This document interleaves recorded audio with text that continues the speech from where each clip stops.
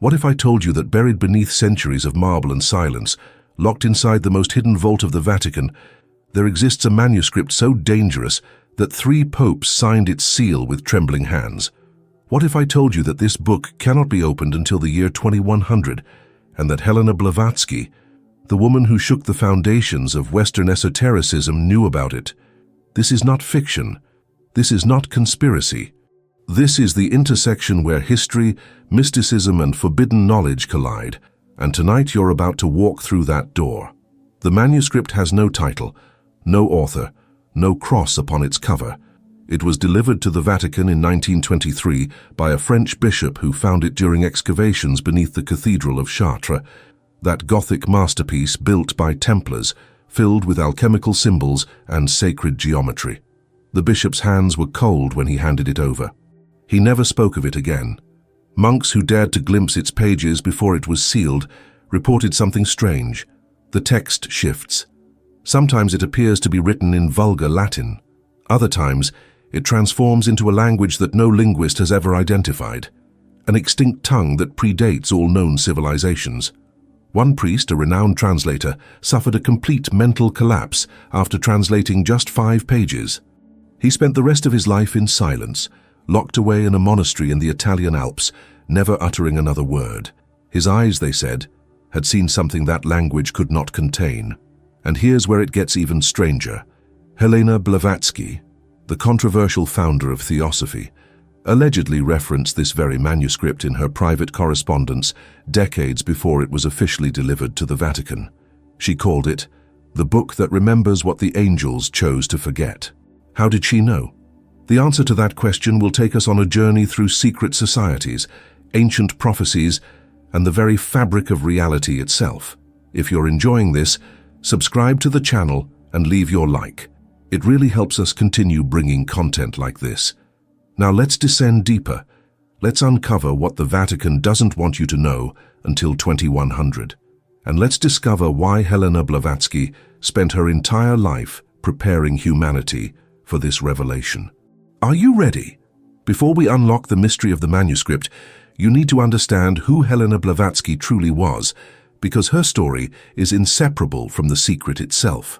Born in Ukraine in 1831, Helena Petrovna Blavatsky was not an ordinary woman. From childhood, she claimed to see beings that others could not perceive, entities she called the Masters, ancient souls who guided humanity from hidden dimensions. The world dismissed her as eccentric, delusional, even dangerous. But those who listened closely realized she was speaking a language older than religion itself. Blavatsky traveled the world like a storm. Tibet, India, Egypt, Europe. She sought forbidden knowledge in every corner of the earth. She studied with mystics, sat with monks, and infiltrated secret lodges that guarded ancient texts.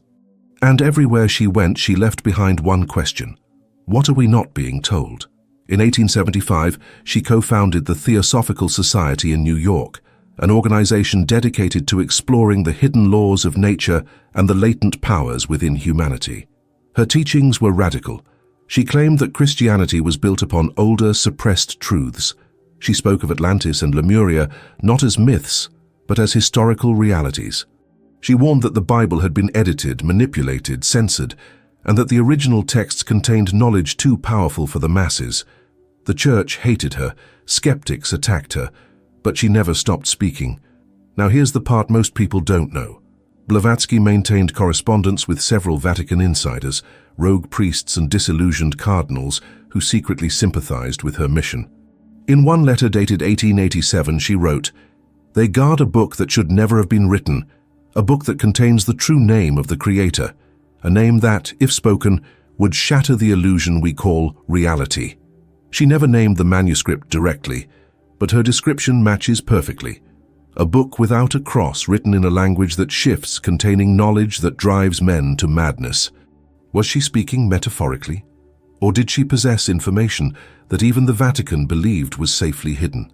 The manuscript was not officially delivered to the Vatican until 1923, decades after Blavatsky's death in 1891. And yet, her writings describe its content with eerie precision.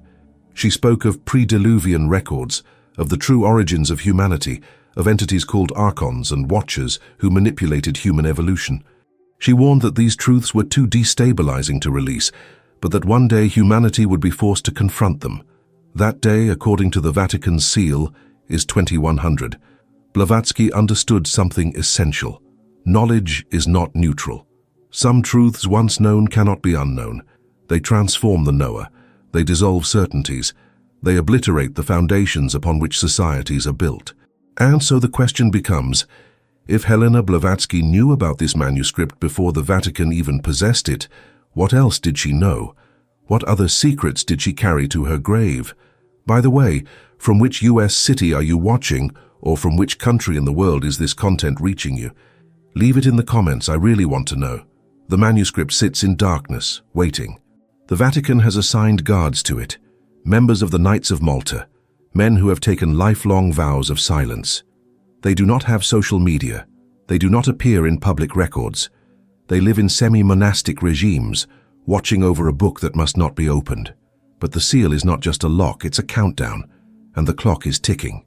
Let's talk about what's actually written in that book, or at least what we've been able to piece together from those who glimpsed it before the seal was placed. The manuscript is made of something unusual. Not paper, not parchment, but a kind of vegetable leather that does not decay. It's bound with no metal, no glue, as if it were grown, not assembled. The pages themselves feel warm to the touch, even in the coldest vaults. And the text? It moves, not metaphorically, literally. Monks who examined it reported that the characters would rearrange themselves depending on who was reading. One scholar saw Latin, another saw symbols resembling Enochian script. A third swore it was written in a Proto-Sumerian dialect that predated cuneiform by millennia. But the most disturbing aspect is not the language, it's the illustrations. There are images in the manuscript that cause physical reactions in those who view them. Vertigo, nausea, disorientation. One cardinal described it as seeing dimensions folded inside themselves, like watching the universe turn inside out. The illustrations depict beings, humanoid but wrong, figures with too many limbs, eyes that stare from impossible angles, geometries that should not exist in three-dimensional space. Some resemble the descriptions of the Watchers from the Book of Enoch, those fallen angels who descended to earth and taught humanity forbidden arts. But here's the twist. The manuscript does not portray them as villains. It portrays them as creators. According to fragmented translations recovered before the seal was placed, the manuscript describes humanity not as God's perfect creation, but as a genetic experiment, an artificial species designed by these entities for purposes we do not fully understand. It speaks of the archons, rulers of lower dimensions who feed on human emotion and belief. It claims that religion itself was engineered as a control mechanism, a way to keep humanity spiritually imprisoned, while these entities harvest energy from our suffering and worship. Blavatsky wrote about this exact concept decades earlier. In her magnum opus, The Secret Doctrine, she described the archons as beings who manipulate human perception, creating the illusion of separation between spirit and matter. She called them the lords of the material plane, and warned that they masquerade as gods, angels, and saints. Was she channeling the manuscript's contents through mystical means, or had she seen an earlier copy, perhaps hidden within Tibetan monasteries or Egyptian temples? The manuscript also contains something else: names. Names of world leaders who would betray humanity. Names of those who serve the archons knowingly, guiding civilization towards spiritual enslavement. Some claim these names belong to figures living today: politicians, religious leaders, corporate moguls. But here's the chilling part. The manuscript also mentions the anti-pope, not a future anti-pope, a present one. According to esoteric scholars, the text predicts that a false pope, someone who appears holy but serves darker forces, will lead the church into its final collapse. This figure will pave the way for the Antichrist, who will unite humanity under a single deceptive banner. Pope John XXIII, Pope John Paul I, and Pope Benedict XVI all signed renewals of the manuscript seal, forbidding any attempt to access it before 2100. Each of them reportedly read portions of it, and each of them, after doing so, became visibly changed, more somber, more cautious, more aware of something terrible waiting ahead. If this is making sense to you, comment below with your opinion and share this video. But the biggest mystery remains. Why 2100? What happens in 2100 that makes it safe or necessary to unseal this knowledge? Now let's connect the dots between the manuscript, the Templars, and Helena Blavatsky's hidden knowledge. The Cathedral of Chartres, where the manuscript was discovered, is no ordinary church. It was built by the Knights Templar in the 12th century, and every stone, every window, every measurement contains encoded wisdom. The Templars were not just warrior monks. They were guardians of ancient knowledge recovered from beneath Solomon's Temple in Jerusalem. What did they find there? Texts, artifacts, secrets that predated Christianity itself. Some historians believe the Templars discovered documents proving that Jesus was not the Son of God, in the way the Church claimed, but rather a mystic initiate who taught an older, suppressed spiritual system. Others say they found records of pre-flood civilizations, Atlantis, Lemuria, and learned that human history is far older and stranger than we've been told. The manuscript found beneath Chartres may have been one of these Templar treasures, hidden for centuries, waiting for the right moment to resurface. Blavatsky knew the Templars' story intimately. In her writings, she praised them as preservers of the ancient mysteries and suggested that their destruction by the Church in 1307 was not about heresy, it was about silencing truth. The Templars possessed knowledge that threatened the foundations of religious authority, and so they were burned, disbanded, erased. But their secrets did not die with them. Secret societies, Freemasons, Rosicrucians, the Theosophical Society, inherited fragments of Templar wisdom. These groups became the modern custodians of forbidden knowledge, passing it down through coded symbols, rituals, and hidden texts. Blavatsky herself claimed to have been initiated into several of these orders. She spoke of the Mahatmas, enlightened beings living in Tibet, who preserved the true teachings of humanity's spiritual origins. She said these masters possessed libraries containing books that predated recorded history, including texts describing the rise and fall of Atlantis, the genetic manipulation of early humans, and the true nature of the entities humans call gods.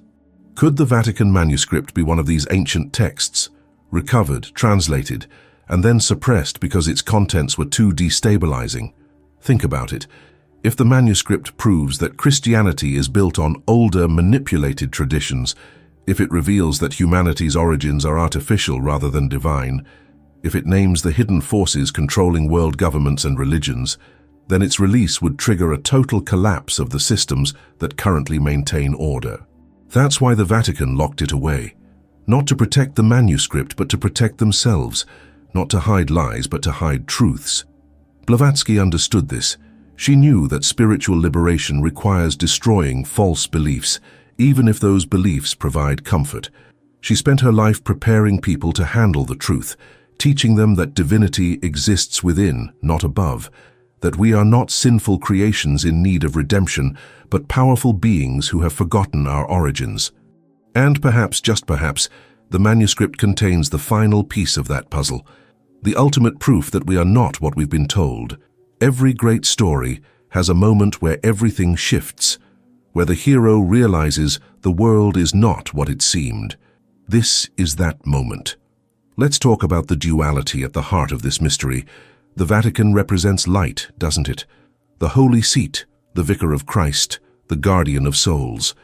But what if that light has been casting shadows intentionally? Blavatsky taught that spiritual systems often invert truth. What is called holy might be a prison. What is called heresy might be liberation. She warned that organized religion, especially in its most powerful forms, functions as a control mechanism designed to keep humanity in spiritual infancy. The manuscript, according to those who've studied its fragments, supports this view. It describes how religious institutions were created by the archons, those dimensional rulers, who feed on human fear, worship, and suffering. These entities do not want humanity to awaken to its true power, so they built belief systems that place divinity outside of us, making us dependent on external authorities. Think about it. If you believe you are a sinner in need of salvation, you give away your power. If you believe God is distant and judgmental, you live in fear. If you believe only priests can mediate between you and the divine, You surrender autonomy. This is not spiritual enlightenment. This is spiritual enslavement. And the manuscript allegedly contains proof, historical records, genetic data, cosmological diagrams, showing how this system was engineered over thousands of years. But here's the paradox. The Vatican knows this. The popes who signed the seal know this, and yet they continue to uphold the institution. Why? Because releasing the truth would not just destroy the church, it would destabilize all of human civilization. Governments, economies, social structures, they all rest on shared beliefs, on collective agreements about reality. If those agreements shatter, chaos follows. Blavatsky faced this dilemma herself. She possessed knowledge that could upend society, but she released it gradually, encoded in dense, difficult texts that only serious seekers could penetrate. She knew that truth given too quickly can destroy rather than enlighten. The Vatican is doing the same thing, but with one critical difference. They're not preparing humanity for revelation. They're delaying it indefinitely. The year 2100 is not a release date. It's a hope that by then, either humanity will have forgotten, or the world will have changed so drastically that the manuscript's contents no longer matter. But what if we refuse to forget? What if we start asking the questions now? If this content is opening your mind, subscribe to the channel now so you don't miss the next chapters of this journey. Blavatsky believed that awakening is inevitable, that no matter how tightly truth is locked away, it seeps through in dreams, in visions, in synchronicities. She taught that the universe itself conspires to wake us up, even when institutions conspire to keep us asleep. The manuscript is part of that awakening, and whether the Vatican opens it in 2100 or not, the truth it contains is already emerging. Here's something most people don't realize. The manuscript isn't the only source of this knowledge. It's just the most explicit, the most undeniable. The same truths it contains have been scattered throughout history, hidden in myths, encoded in sacred texts, whispered by mystics. Blavatsky spent her entire life collecting these fragments and weaving them into a coherent picture. She studied the Vedas, the Egyptian Book of the Dead, the Gnostic Gospels, the Kabbalah. She cross-referenced mythologies from dozens of cultures and found the same recurring themes. Humanity was created or modified by non-human intelligences. There was a golden age, a time before recorded history when humans possessed extraordinary abilities. How a cataclysm occurred, a flood, a war, a cosmic event that reset civilization and erased our memories. Survivors preserved fragments of ancient knowledge in secret schools and hidden texts. These survivors became the mystery schools, the priesthoods, the secret societies, groups that passed down esoteric wisdom through the ages, waiting for humanity to be ready to receive it again. The manuscript is one of these preserved texts. But unlike the others, which are encoded or allegorical, it is direct, explicit, undeniable. That's what makes it so dangerous. Imagine if tomorrow the Vatican released the manuscript and it contained undeniable proof, genetic records, astronomical data, historical accounts, that humans were genetically engineered by advanced beings, that religions are control systems, that the gods of ancient texts were not divine, but technological. What would happen? Faith would collapse. Governments would lose legitimacy. Social structures would fracture. People would realize they've been living inside a carefully constructed illusion, and that realization would trigger mass awakening or mass chaos. Blavatsky saw this coming. She wrote, "The day will come when humanity must choose between the comfort of lies and the terror of truth.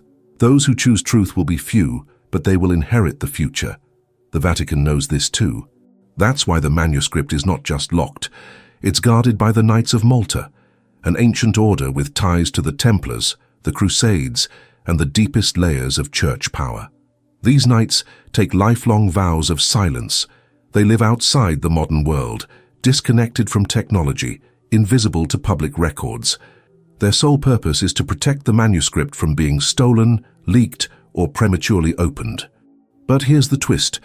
Some esoteric researchers believe there are multiple copies, that the Vatican manuscript is just one version, the official one, that other copies exist in hidden libraries, beneath Tibetan monasteries, in Egyptian crypts, within Masonic vaults, and perhaps Blavatsky had access to one of these copies. Perhaps that's how she knew.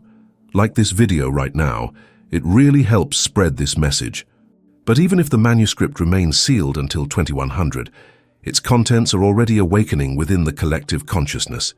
Humanity is beginning to remember, not through books, but through direct knowing. The veil is thinning, the lies are crumbling, and soon, very soon, we won't need the Vatican's permission to know the truth.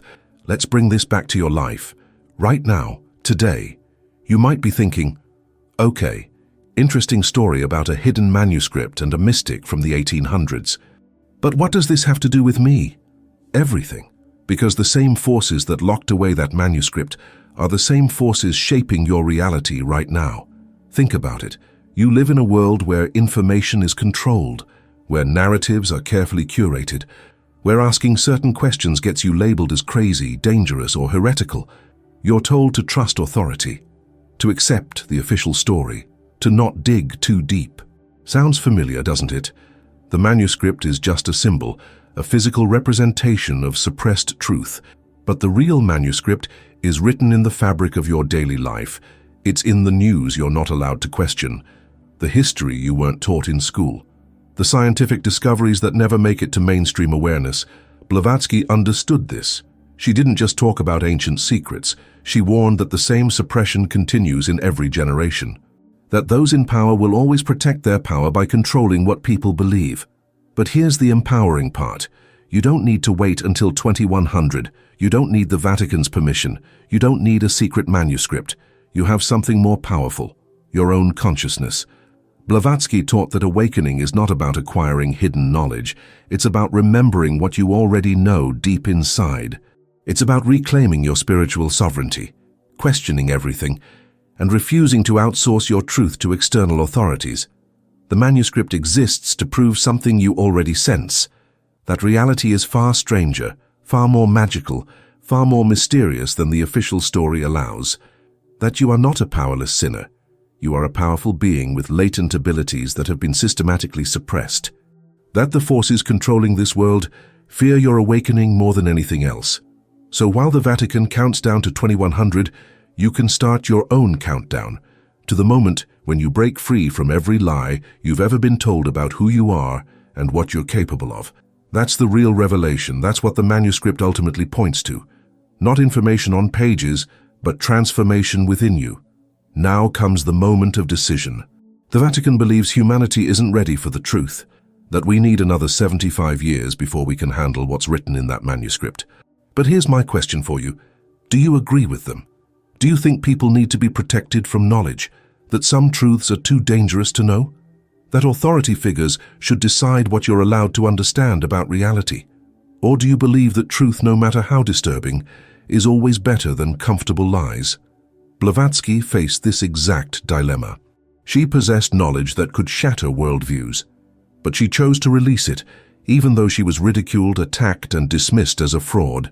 She believed that humanity deserved to know, even if knowing was painful. The Vatican made the opposite choice. They decided to lock the truth away, to control the timeline of revelation, to play God with humanity's spiritual development. Which approach do you think is right? And more importantly, which approach will you take in your own life? Because this isn't just about a manuscript in a vault. It's about every moment when you have to choose between seeking uncomfortable truth or accepting convenient fiction. It's about whether you'll question authority or blindly obey. It's about whether you'll explore forbidden knowledge or stay safely within approved boundaries. It's about whether you'll awaken or remain asleep. Helena Blavatsky chose awakening. She chose to challenge every institution, every dogma, every authority that claimed to have a monopoly on truth. And because of that choice, she became one of the most influential spiritual figures in modern history. The manuscript will be opened in 2100, or maybe it won't. Maybe the Vatican will find another excuse to delay, another reason to keep it sealed. But you don't have to wait. You can open your own inner manuscript, the one written in your intuition, your questions, your refusal to accept reality as presented. Comment your perspective below. I really want to read what you think. So I'll ask again, if you could wait until 2100 for the truth, would you? Or would you start seeking it right now? The choice, as always, is yours, but choose wisely, because your choice shapes not just your life, but the future of humanity itself. We're approaching the climax of this story, the moment where all paths converge, where all secrets point toward a single, unavoidable truth. Helena Blavatsky knew this moment was coming. She called it the end of the Kali Yuga, the end of the age of darkness, when humanity would be forced to confront the lies it has lived by. The manuscript is just one symptom of this larger transition. It sits in the Vatican vault, not just as a historical artifact, but as a trigger, a cosmic time bomb set to detonate in 2100. But here's the twist that nobody talks about. The year 2100 might not be arbitrary. Some esoteric scholars believe it corresponds to a specific astronomical alignment, a moment when the veil between dimensions becomes thin, when spiritual energies flood the earth, when humanity will be forced into collective awakening, whether we're ready or not. Others believe it marks the culmination of a prophecy written in the manuscript itself, a countdown not to revelation, but to initiation, that the manuscript will not simply be opened and read, but activated, like a key turning in a cosmic lock. And when that happens, reality itself will shift. Those who have prepared, who have done the inner work, who have questioned authority, who have reclaimed their spiritual sovereignty, will navigate the shift with grace. Those who remain asleep, dependent on external systems and authorities, will experience it as chaos. Blavatsky spent her life preparing people for this. She created the Theosophical Society not to spread dogma, but to teach self-inquiry, critical thinking, and direct spiritual experience. She knew that the only way to survive the coming revelation would be to become internally strong, to build your foundation on truth rather than belief. The manuscript contains information that will shatter belief systems, but those who have already shattered their own illusions will not be destroyed by it. They'll be liberated. The Vatican understands this too. That's why they're so careful with the timing. They're not just protecting knowledge, they're managing a collective initiation process. But the universe doesn't need their permission. Share this video with someone who needs to hear this message. The awakening is happening now. The manuscript is just one symbol among many, and whether it opens in 2100 or tomorrow, the truth is already here, waiting inside you. Will you open it? Or will you wait for the Vatican to give you permission? And so we arrive at the end, or perhaps the beginning. The manuscript will remain sealed until 2100. 3 popes signed that seal. The Knights of Malta guard it. The world goes on, forgetting, distracted, comfortable in its illusions. But you've made it here. You've followed this journey to its conclusion, and that means something. Helena Blavatsky once wrote, "There is no religion higher than truth." The manuscript represents the ultimate test of that principle. Are we ready to value truth over comfort, knowledge over control, awakening over safety? The Vatican says no, not yet, not until 2100, but you get to decide for yourself, right now. You can choose to live as if the truth matters, as if your spiritual sovereignty is non-negotiable, as if no institution, no matter how ancient or powerful, has the right to determine what you're allowed to know. Blavatsky made that choice. She paid the price, ridicule, persecution, exile, but she also gained something priceless: freedom. The manuscript will be opened one day, or it won't.